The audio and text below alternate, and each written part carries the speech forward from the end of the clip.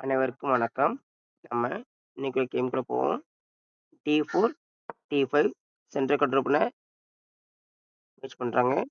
T5 queen gambit person E6 வச்சு queen கேம்பிட்ட decline பண்றாங்க.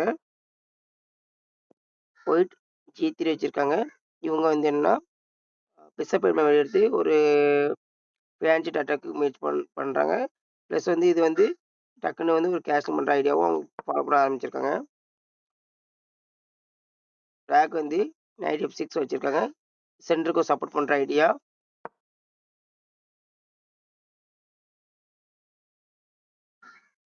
White வந்து நைட் F3ல வச்சு சென்டருக்கு வந்து ஒரு ப்ராடக்ட் குடுக்குறாங்க. அட்டாக் பண்றாங்க. C6 T4 T5ல உள்ள பானுக்கு ப்ராடக்ட் குடுக்கவும், கொஞ்சம் பேஸ் உருவாக்குறதுக்கு இவங்க முயற்சி பண்றாங்க. பிஷப் G2 வச்சு ஒரு ஃபேன்சி அட்டாக்குக்கும், ஏர்லயே கேஸ்லிங் பண்றதுக்கும் இவங்க ஃபாலோ பண்றாங்க. ஒரு லாங் டயகனல உருவாக்குறதுக்கு முயற்சி பண்றாங்க.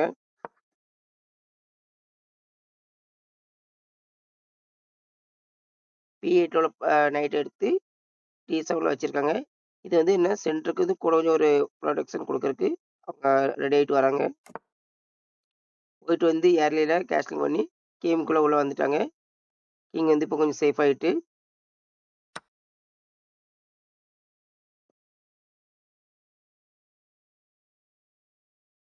பிளாக் C4ல உள்ள பான கேப்சர் பண்ணி ஒரு கேமை இம்ப்ளிமெண்ட் பண்ணி கொண்டு வராங்க. இவங்க டெம்போவ டெவலப் பண்றாங்க.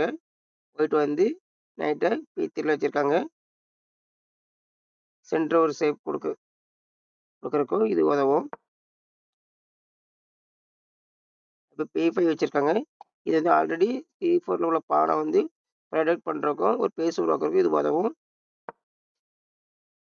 ஒயிட் வந்து E4 வச்சிருக்காங்க.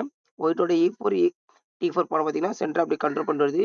இது வந்து ஒயிட்டுக்கு வந்து பெரிய பெரிய அட்வான்டேஜ். ஆல்ரெடி பார்த்தீங்கன்னா, ஆல்ரெடி அவங்க கிங்கே செட்டில் பண்ணிட்டாங்க. சென்டர கண்ட்ரோல் பண்ணிட்டாங்க. கேமுக்குள்ள இன்வால்வ் ஆயிட்டாங்க. பிளாக் பிஷப் P7 வச்சிருக்காங்க. இவங்களும் ஒரு ஃபேன்சி அட்டாக்கு ஆயத்தமாயிட்டாங்க. கேமுக்குள்ள என்ட்ரி ஆயிட்டாங்க. அதாவது பிளாக்கோட நைட் வந்து சென்டர கண்ட்ரோல் பண்ணிருந்துச்சு. அத புஷ் பண்ணி E5 வச்சிருக்காங்க. திருப்பி அவங்க சென்டர்ல வந்து ஃபோக்கஸ் வந்து நல்லா இருக்கு. நைட் T5 வச்சிருக்காங்க. ஒயிட் நைட் G5 வச்சிருக்காங்க. இதோட மெயின் ஐடியா என்னன்னா,